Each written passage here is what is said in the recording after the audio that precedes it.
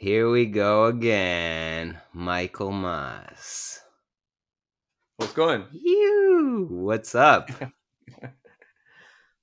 Many things. I don't know. Where do we I no, start? Where do I we don't know. start?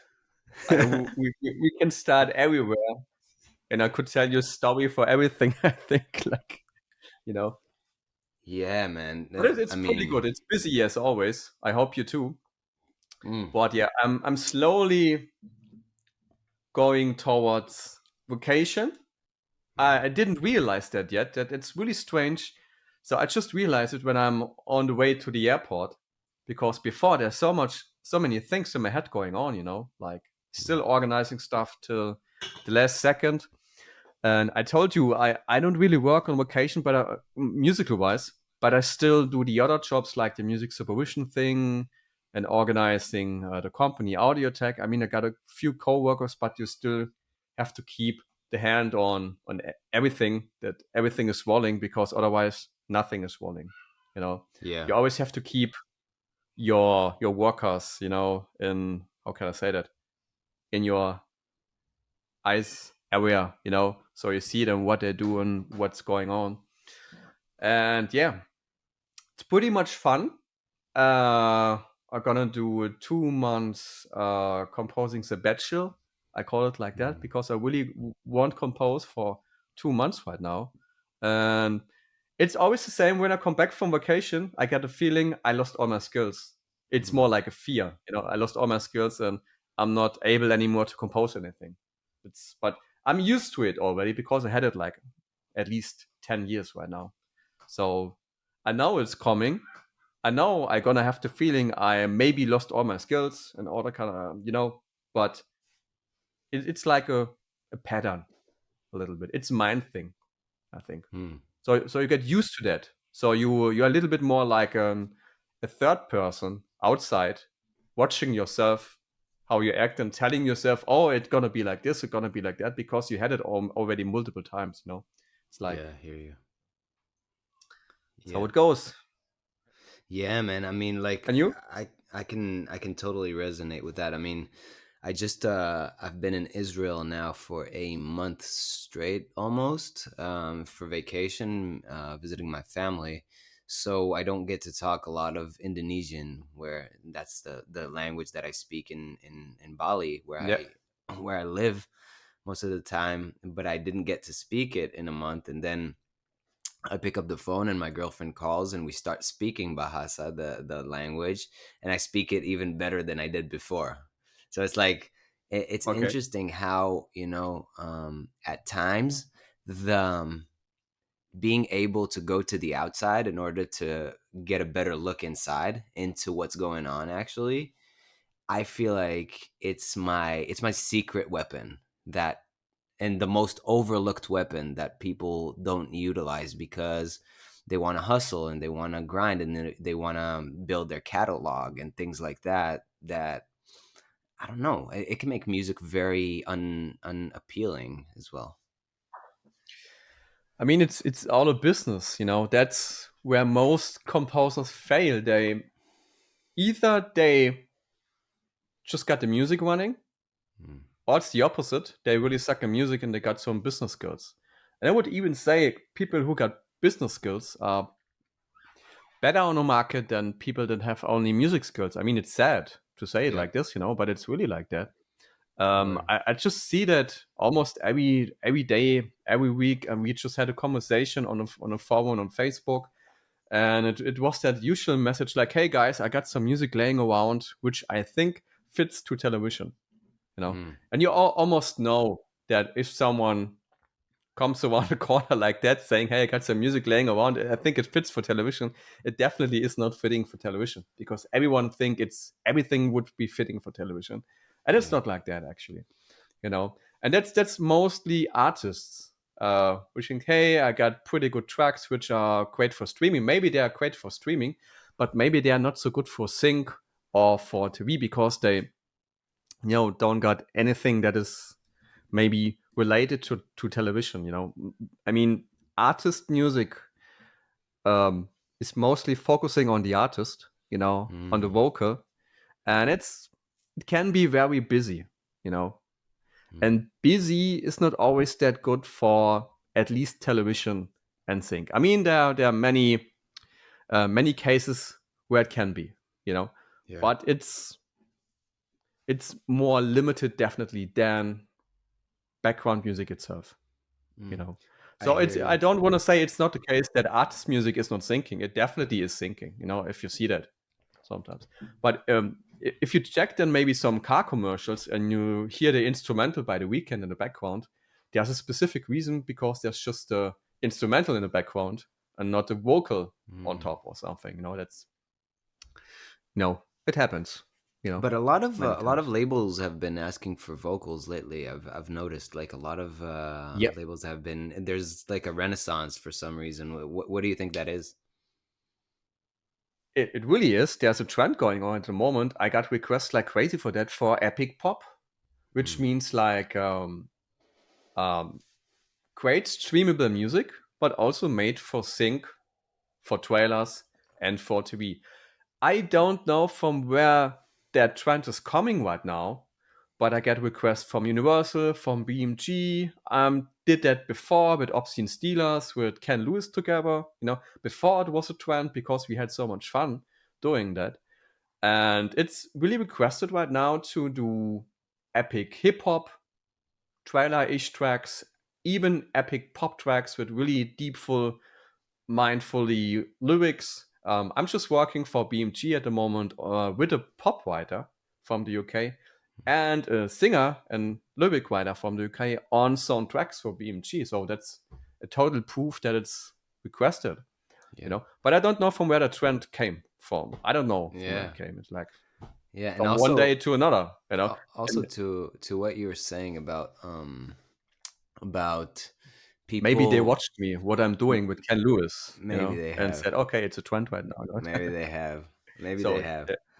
joking. Maybe the whole trailer industry is just like following Michael Moss on No, his journey. no, not Holy really. shit. No, be Eh, careful what you say. People really think that we mean it serious, you know? we can be conspiracy theorists here. Well, why not?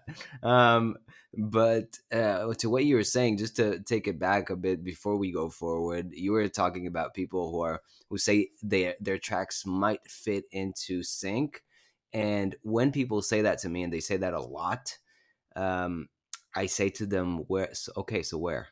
And then they're like, I don't know, sync. I don't know. Like, I think it would fit on TV. And I'm like, okay, but what show? Like, where do you think it would fit? And then where it leads to naturally is I tell them, listen, before you give me stuff to listen to, if you don't understand around ish where it can go, how can I help you? You know what I mean? Like people are artists, as you were Yeah. saying, they are looking for somebody to take their art and leverage it or something like that. But the only person who can leverage your art is you in the beginning of the day. Yeah. So And it would be so easy to prove. I mean, how could you do some research on if your music is running on TV? Do some research on television, watch shows, check what's going on, check maybe other kind of artist sync companies, some maybe like Lyric House, maybe some like sync music with set, or maybe position music, what they are placing, you know, like artists placing and sync. Those are specific companies which are focusing on placing artist music for sync. yeah. It's not specifically production music or trailer music, you know, more artist focused. And the best research you can do is on TV. What's running? What is used on television? You know, I'm always confused because kind of like this industry is easy to break down in some specific rules. And if you understood that, or if you understand it, what's used and how is it used, etc., it would be so easy to align to that, you know. And I'm always confused how people are not able to get that information by themselves out of the internet or something just by research, you know. Because what I do in my kind of how can I say that? My kind of plan for sync. So Mm. what I do personally as a composer, you know, as a freelancing composer, and my kind of philosophy about it is just based on facts, what's going on numbers, Hmm. to see how many tracks are running there, how many tracks are running there. And it's kind of like data a little bit. Yeah. See it a little bit like you would take data out of Facebook, like companies maybe do that and see, okay, what's selling good, you know, and on top of those numbers, you could say, okay, that's really a proof because numbers and data is not lying, you know. Yeah. I'm not a good math guy, by the way. I never was good in math, so maybe Same. I do wrong data, but it's kind of like for sync. It's not that complicated. You can do pretty great research on television, by spying other libraries. What are they doing? Other composer, what are they doing? What do they get placed? You know, how does it sound in terms of sync and music? There are so many forums out there. You can talk to people, even to really big guys who are like tremendous, successful and open to even, talk to other people and their secrets. Um, you can go for tutorials on YouTube. You can buy courses from other people which are experienced in that and maybe save you some time.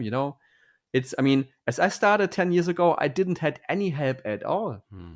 No one helped me. There were a few guys which um, um, pointed me into directions and said, hey, try to apply there Hmm. in this company or try to apply there. But I never asked for emails or something or asked, hey, could you maybe bring me in? That's a thing Germans are usually not doing. Hmm. It's a German thing, maybe, like asking, hey, what kind of money are you doing? And, or, how much do you make from your music?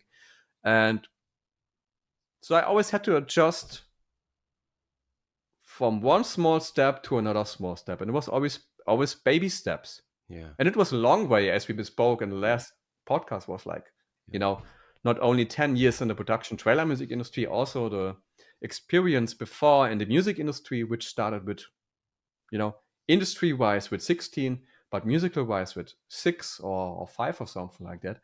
But there's so many things out in the internet, and you just have to look up for that. You Hmm. know, easy easy thing how to write invoices.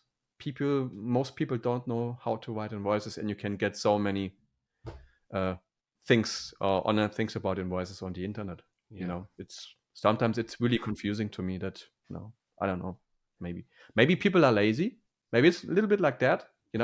Too lazy to check, or I don't know.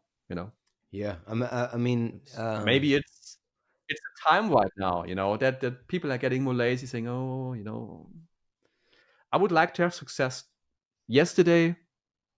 You know what I mean? yeah, a hundred If it's percent. not fast enough, It's.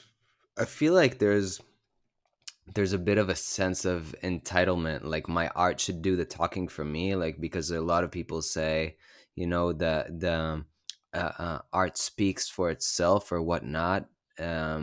But I think, and I was one of these people who misconstrue this, who say art is the only thing and everything else follows it. But in today's world, there has to be something more for you to have an edge. Like if you just blast a supervisor with shit they don't even need, they're gonna blacklist you, and you're not. It's just a fact. If you give somebody something that is completely out of their realm, they're like, okay, he's message bombing me. So I think research is one word. Research is a scary word for me, but just doing the little legwork. Legwork is a word that I like, because you have to figure out your way, like you do in everything in this space. And that's where I want to transition a little bit into your course, because I've done your course, and straight out the bat, the first module, I learned more than I did from any other course that I did on the business side, for sure. great to hear. Like a Yeah, 100%. It's like it's pure gold. Like I started sending you messages after that. How did I not know this and stuff like that? So I don't know. Like let's get yeah. I into blocked you this. for 3 weeks. Let's get into this. Like what's Joking, yeah. the so you were touching invoices, but which you do touch in the course, but what other things did you see that are missing in the composers that you work with that you deliver in this piece of work that you've put out? I mean, the entire course is about sync. I like to break down in one sentence. It's like the ultimate guide to making a living from media music. Mm, You know, and the guide is not only how to compose and how to deliver those files, which is, by the way, also in the course included, which many people have problems with, by the way. But how can you start a business? Because as a composer, you are your own yeah. business. That's the most important thing to realize at the beginning. And if you don't realize it from the start, there could be some trouble maybe a few years later. Let's talk then about tax and all that kind of Hmm. things, which breaks the neck of many people, you know. Um, so I thought it makes sense to build a course talking first about things so I understand how the music industry is working. Talking about terms, talking about what means performance. What means writer's share, what means publisher share. Because to teach someone, you have to use the same language. That's very important. It doesn't make sense if I talk to someone and say, "Hey, publishing, we are going to collect publishing. We're going to make a pretty big fortune from publishing in 6 to 10 years or something like that." And they say, "Yeah, publishing really nice. What do they mean with publishing?" And if you didn't clarify that before, also talking about what are royalties, what is sync, what's the difference between royalties and sync, Hmm. what's performance, because I still get those questions today from people which are experienced composers that say, "Hey, I get from my peer all royalties," which is, by the way, so-called publishing, divided into writer share and publisher share. But what is that kind of sync? What do I get there? What is sync?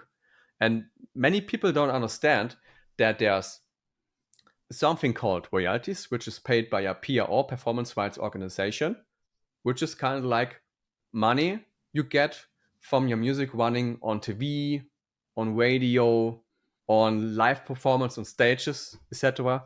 This kind of thing. But everything that's not covered about royalties means then later sync. Like, let's say you have music in a trailer, you don't get any royalties. So don't you get any money from that? You get money from that, which is a sync fee, a synchronization fee for getting your music synchronized to picture, which is royalties, by the way, as well. But in this kind of usage, is simply not paid. It's simply no royalties paid Hmm. at Hmm. all. So really important for me was to teach the people first terms and talking about the industry itself, how it works. We are talking about social media, how to use social media as a tool for your advantage, simply because most people don't realize that you can do that. And most important to me was talking about the business side and kind of um, what kind of, am I opening a company, am I a freelancer, how is it about the tax side, because you definitely make money as a self-employed one.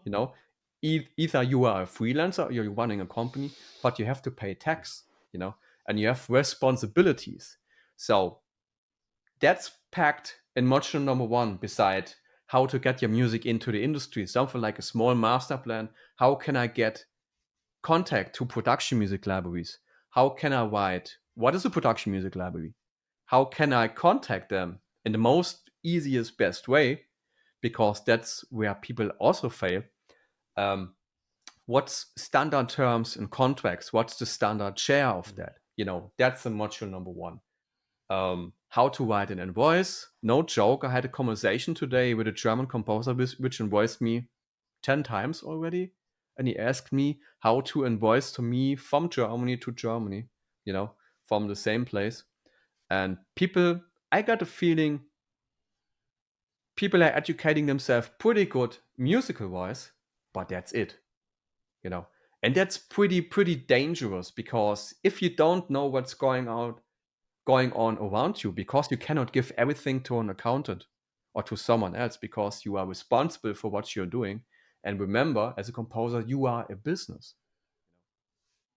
You can fail and you can do good. But if you fail, your composing joy is probably not that much anymore. So, most important, that's why I packed that everything in module number one, was to me that people understand they are business people Mm. as well. Because that's a step where the most people fail then at the very end. So I just built that course around that feeling I had in those students. I had, since Corona, sometimes 20 students a month, and everyone had almost the same question. And after a year, I realized, okay, if all those people have the same question, maybe all the other composers out there, they would be really grateful for that kind of information to get, you know, the questions and the mindset of those other composers, and but getting that info packed into that business module number one, so they know what's going on, Mm. you know, because I think it's pretty sad to explain people business things, because it's something you really could learn. But I was on a business economy school before. I hated it. That was before my career as a composer. I totally hated it. But today I'm so happy I had that, because I understand now what's about tax, paying tax in advance, paying tax afterwards, what's sales tax, when do I have to pay sales tax? If I invoice someone from Germany to the US, do you have to add sales tax on that invoice? Yeah. And something like that, if you do it wrong, this can really break your Mm. neck. So therefore, module number one is highly important. And I think it's nowhere, I didn't found that anywhere, this kind of content specific talking about production and sync music. There may be some general courses about music Mhm. business, but I guess there's nothing that tackles all those steps you need as a production sync music composer there. Maybe it's more artist related. Therefore, I think it could be very helpful. And important to me was we improve that every day, every week. So sometimes we get feedback by some students. For example, we had one student on a sync music business course. He said, okay, can you talk about royalty-free libraries and exclusive, non-exclusive contracts, etc.? So we were putting that into the course right now, because really no one asked me about that 3 years before as a Patreon Mm. student of Mm. mine. So it's generally always, it's getting always refreshed with thematics, something like maybe in the future about AI, artificial intelligence. What's that word at all? AI. I just Yeah. call it AI. Yeah, so that's important to me to keep people up to date what's going on, and that's another big discussion about Yeah. AI. Other Were things. were did you base the course on mistakes that you've done or mistakes that you've seen other people do? Yeah, yeah, definitely. So I'm very honest. I think people have that right now. That I'm a pretty honest guy. I'm pretty straight. I tell people what's good, what's bad. And I was packing into the course. It's also module number one, how to act with Mm. publishers, which is very important, because I did many things wrong in the past as I was a queen bee, as I was a newbie, because I didn't had any information about how that music business Mm. is running. You know, so I had to do those mistakes to learn from. Everyone is doing mistakes. That's totally normal.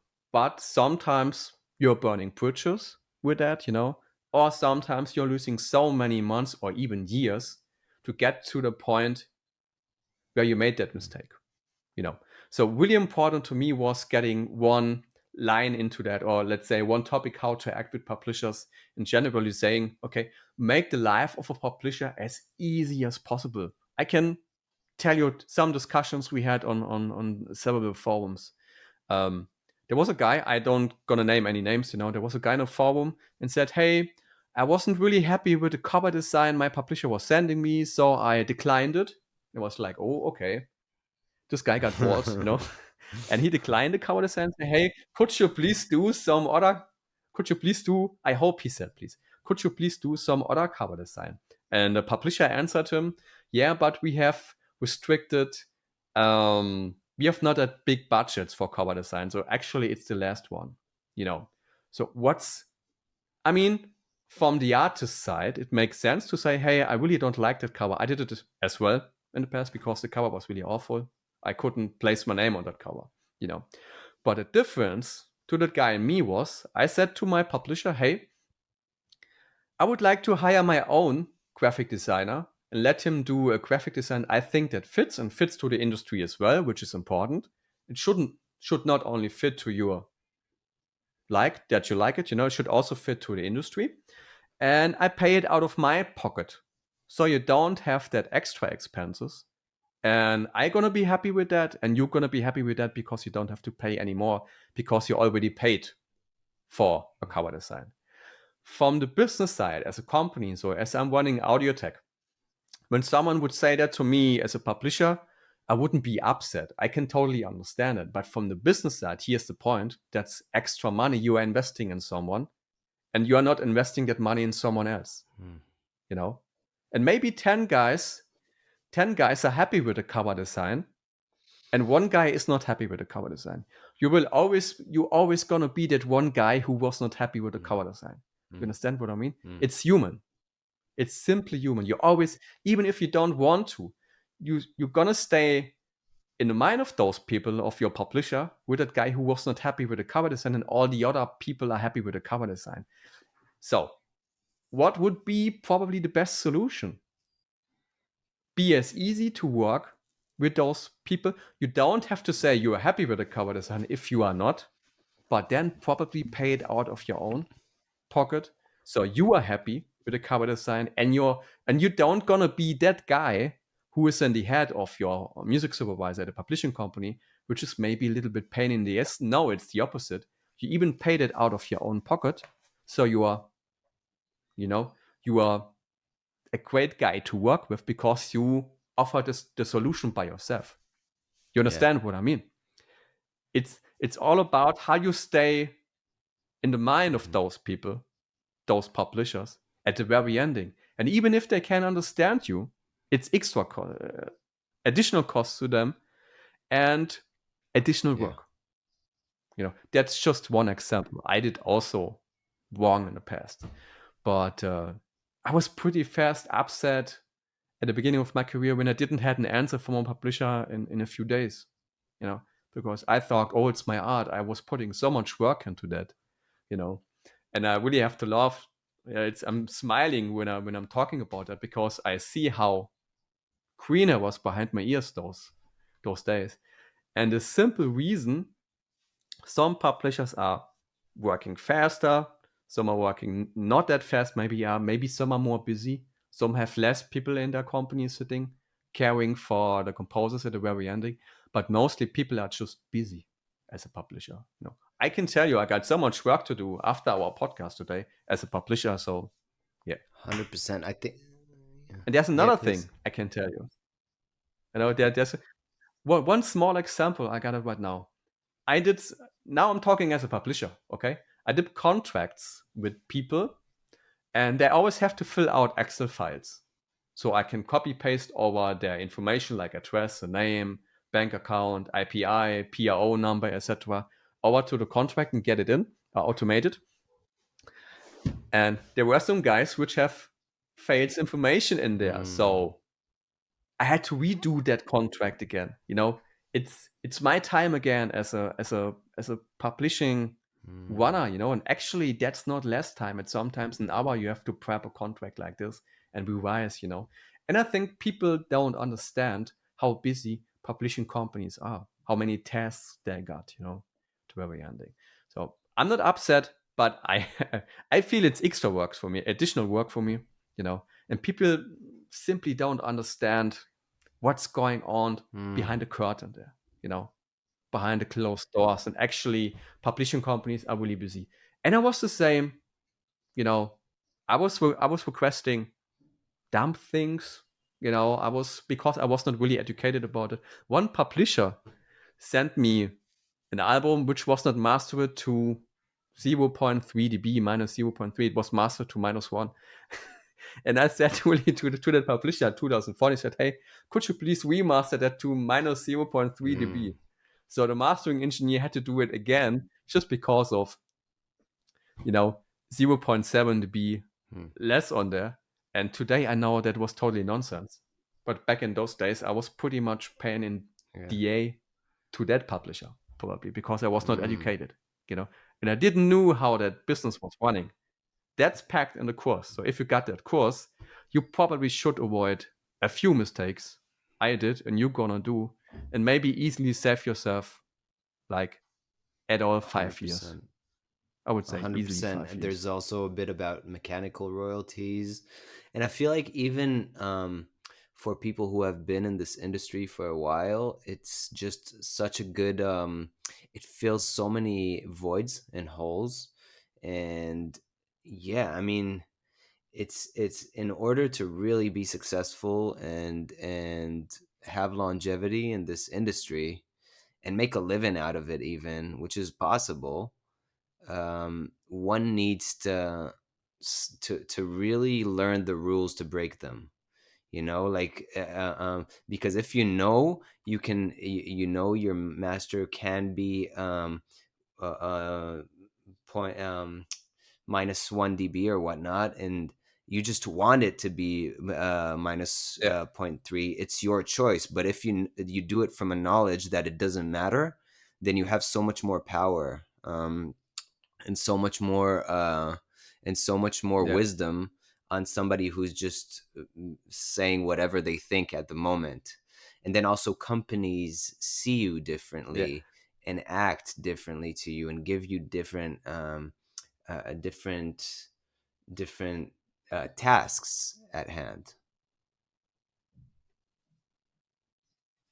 It doesn't make sense at all to change the mastering from 0.3 to the opposite, from -1 to minus 0.3. Yeah, Doesn't make any yeah, yeah, difference in terms of sync. It's just a little bit louder, you know. But it was so much extra work to that publisher and and the mastering engineer, probably extra costs.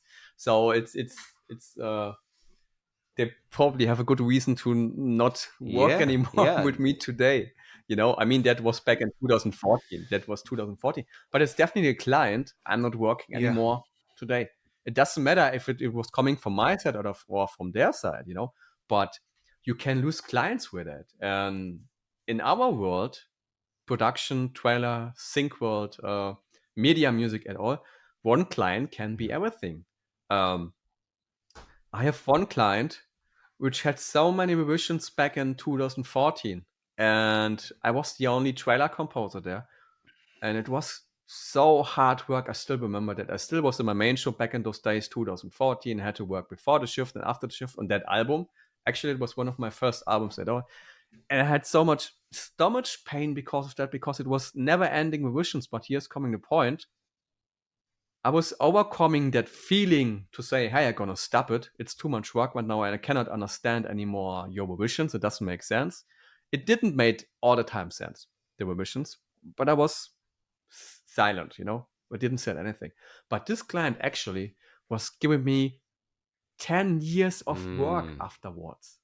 You know, I was the only trailer composer there for 10 years, which means probably, I don't know, I maybe did 20, 30, 40, 50 trailer albums for them Wow. alone, you know, and they were so good paying. So, what would have happened if I said, hey, I'm gonna stop right now with you because there's so many revisions? And for me, it feels so painful, as a beginner. 2014, I was still a beginner, so I didn't understood that revision process at all. And the revisions came from because I was not Mm. trained pretty good yet. Though these days, maybe I would have revision 1, 2, 3 or something like that. Back in those days, I had 15 revisions sometimes on a track. So I was overcoming my ego. Mm. Let's say it like this. I was, I was feeding my ego. I felt like, okay, that's really scratching on my ego right now. It feels painful, and it's my art, blah blah blah. You know, and but I was overcoming that and understood more that it's a business as well. And in business, there's not so much Mm. place for egos. It's really like that. Business is business, you know, and no one wanna work with people which have too big Mm, egos. yeah, I love that. How do you That's a good ending point. See you next time, no? drop the mic? Um, how do you bridge the gap between the business and the art?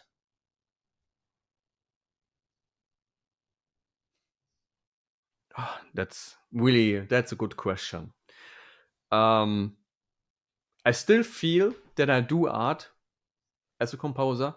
It's definitely art, but it's art made for specific usage, you know?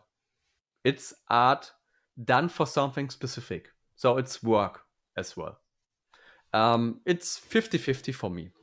I try to do my work still arty, that it sounds like art, and I try to be happy with everything what I deliver.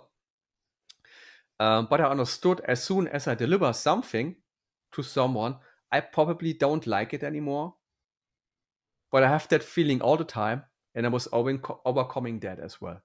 You know, I said, okay, it's normal, it's all the time there, so don't give so much attention to that, and just go on with the next project. Maybe in a few years, when you re-listen back to that track or to that album, you know if it's good or not. You know, if you still like it a few years later, it's probably good. You know, um, in terms of art, I do it till I'm really happy with that. And it goes pretty fast those days because I'm pretty experienced and do nothing else than that, you know. In terms of business, I know most of the business things going on in the background as a publisher and as a composer and all the other things. So that's more like an automated process for me these days. I don't think anymore so much about it. It's, you know, I think I got a feeling like what I'm doing already with the art in composing, the business things are already included into that.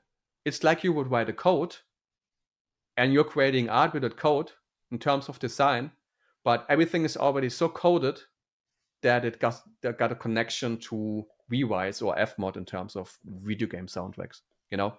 So it's fitting to the business Mm, side directly as well, you know. So that's something coming from experience, I think. 100%. Handling both things. Imagine something like two wheels or clock things playing with each other and it's always connecting to each other. This is art, this is business. And they have to come together like, you know, hands that are fitting to each other or something.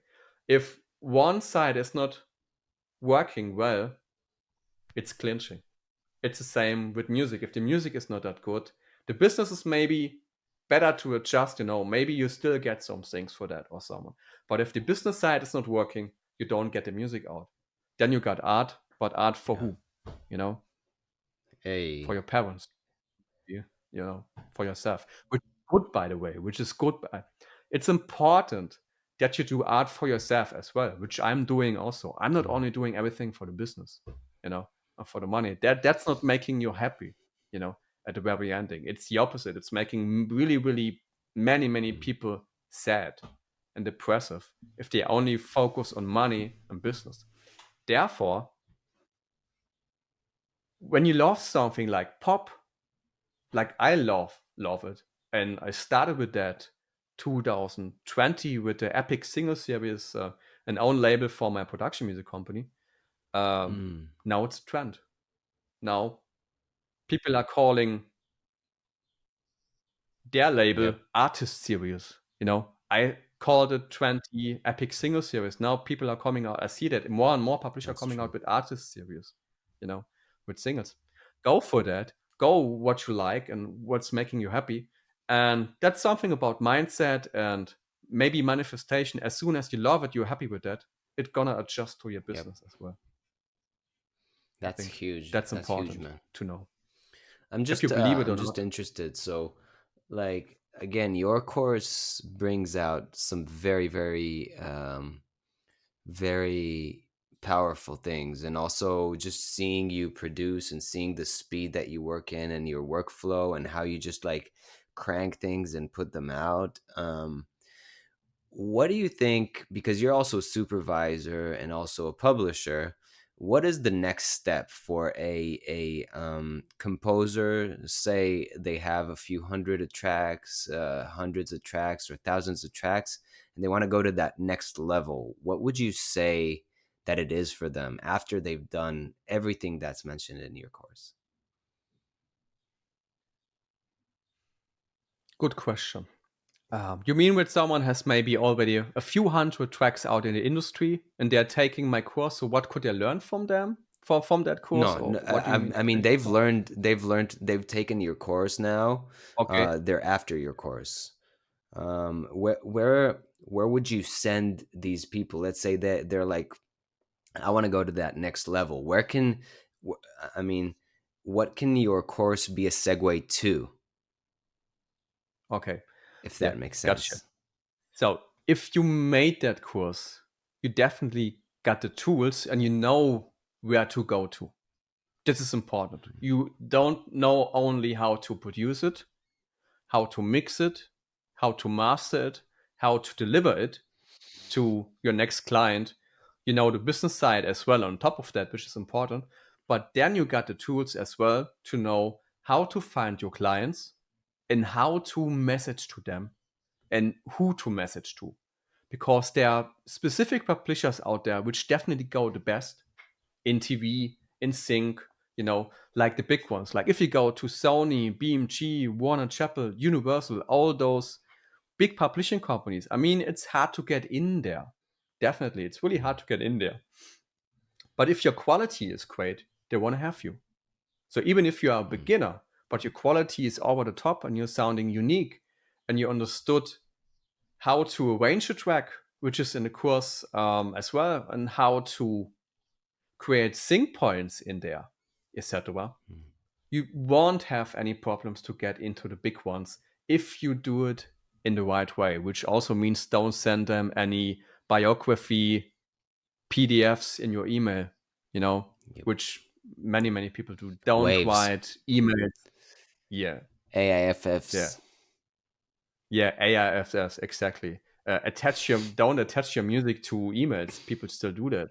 You Yeah. know, Mm, I don't gonna say who that is, but people sending me proof that I can sing. Something like a certificate of a vocal coaching school. You know, and when something like that is coming around the corner, I mostly know, okay, it probably isn't the case. You know, because I had that so multiple times. You know, so yeah, I mean, if we are honest, there are so many things in the industry where a single composer can fail or make the hard, the the life harder. Simply. Uh, if you take that course and if you do it wisely and you really listen and you do it maybe multiple times at the very ending, um, there's no chance to fail anymore because you know the tools you need to have and you know where to submit the stuff.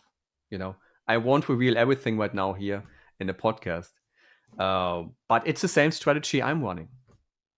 You mm. know,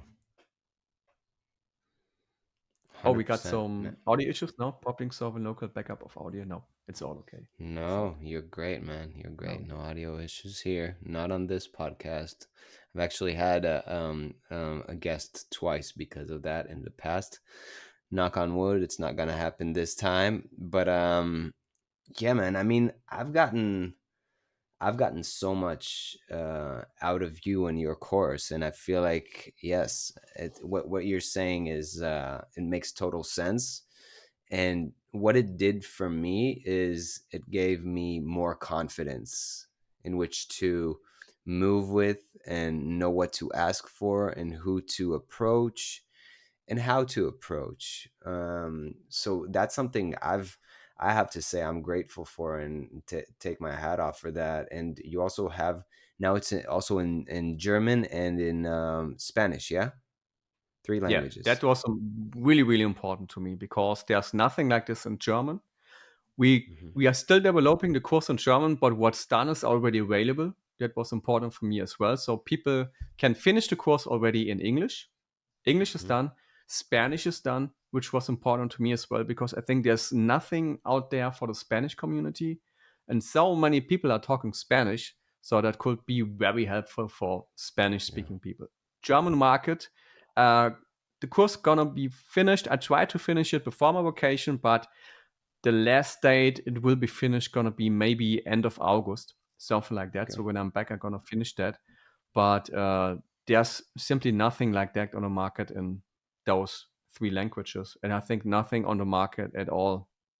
What's combining all those things together? You can buy a course for business, you can buy a course for trailer music, you can buy a course for production music, you can buy a course about doing the invoice things and tax things, but you have to buy four different, courses for I don't know how many thousand of, US dollars or something.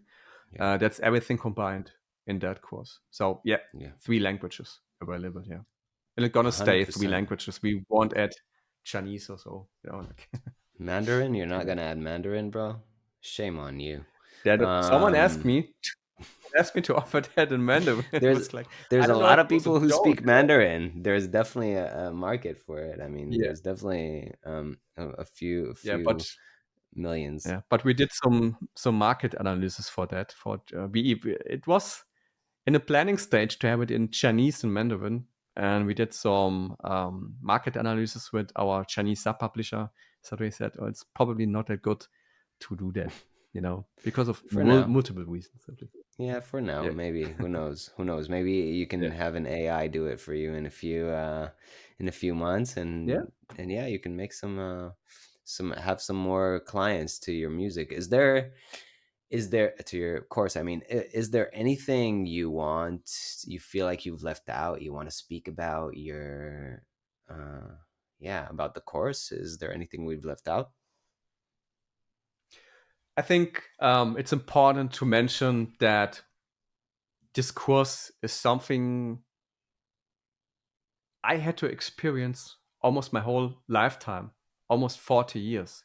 As I started as a piano player, as a classical piano player, till the last few years, till I really managed to get my work life balance as a composer, business things, and composing skills done.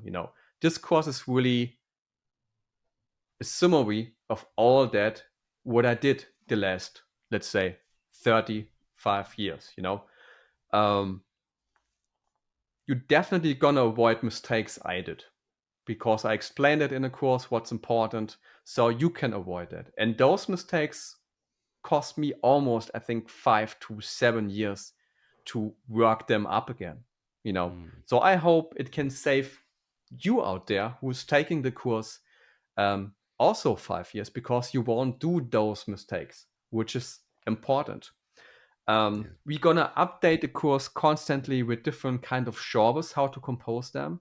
At the moment, we added those genres which are placing the most in TV, at least not in sync, but in TV, which is solo piano music. Still, let's see what AI is doing in the future with solo piano music because I think that's some of the first genres which are gonna be replaced because it's easy patterns, easy replaceable.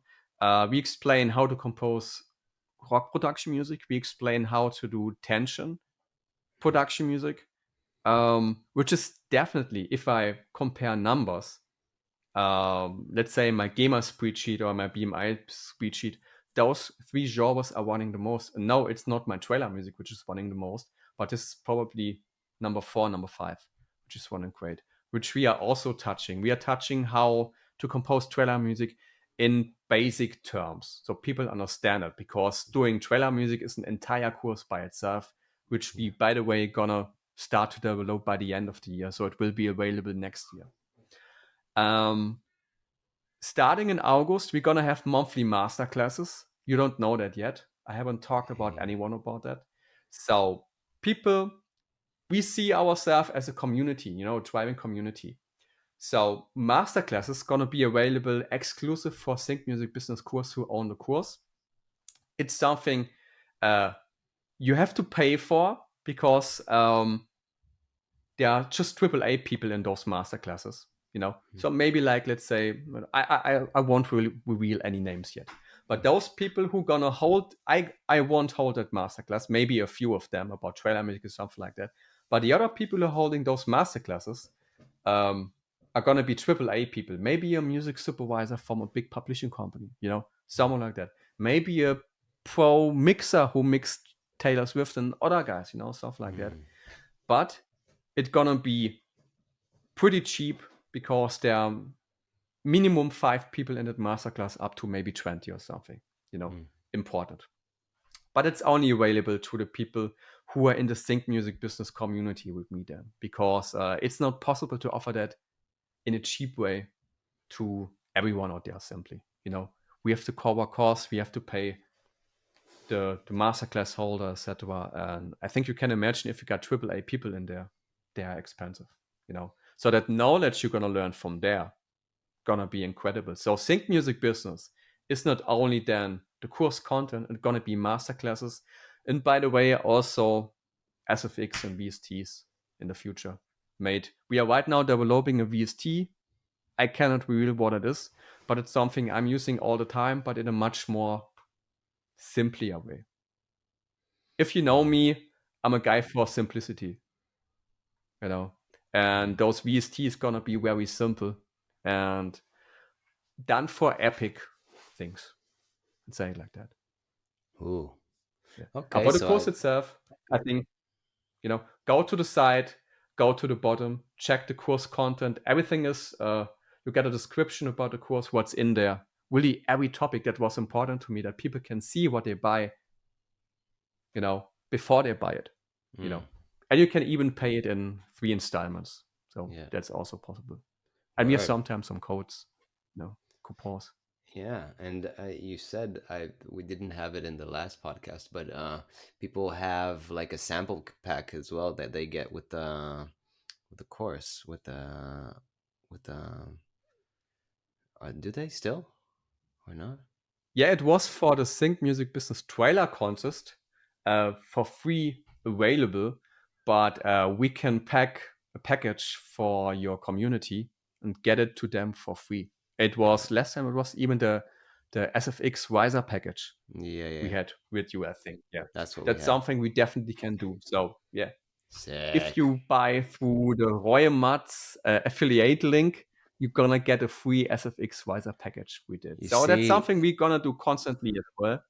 that's my negotiating class right there. I'm gonna do a master class, and I'm gonna Yeah, we're not even promoting Michael's course. We're promoting my negotiation course.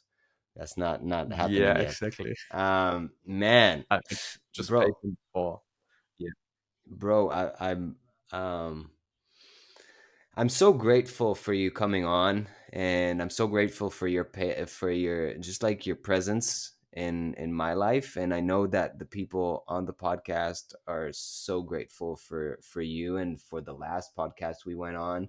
So I'm so happy you came and made time for this because yeah, it just means the world likewise. to me, and it's I'm sometimes I have the halo effect, if you know what it is. It's like the effect where you speak to someone who's really great, and you're like you feel like a little bit um, drawn back. And I mean, I can say I feel it a bit when I speak to people like you, and also it's just very humbling to see how how amazing people like you tick. So I am super grateful for you coming on again.